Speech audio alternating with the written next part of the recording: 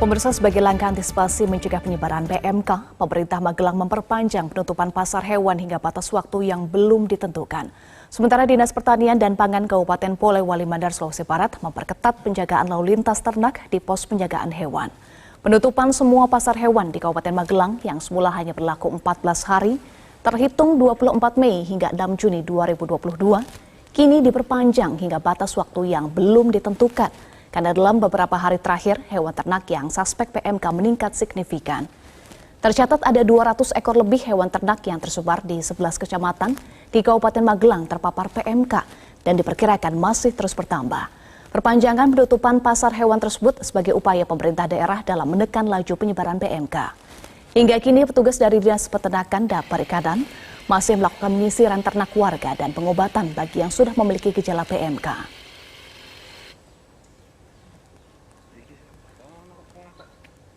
Penutupan pasar hewan juga terjadi di Jepara, Jawa Tengah.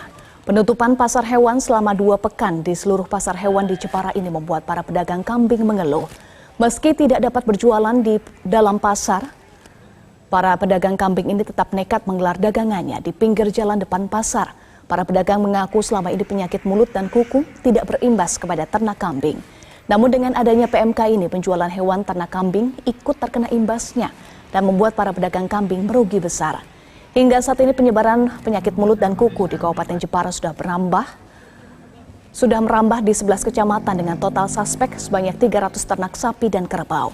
Dari jumlah tersebut 10 hewan ternak mati.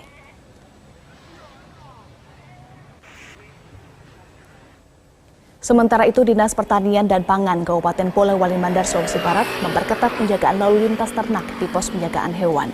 Upaya ini dilakukan sebagai langkah antisipasi untuk mencegah penyebaran penyakit mulut dan kuku masuk ke dalam wilayah ini. Pengetatan ini dilakukan dengan cara melakukan penjagaan selama 24 jam. Salah satu petugas di pos penjagaan, Hasan Basri, menyatakan seluruh ternak yang diangkut tanpa dilengkapi surat kesehatan hewan tidak diizinkan melintas masuk wilayah Polewali Mandar.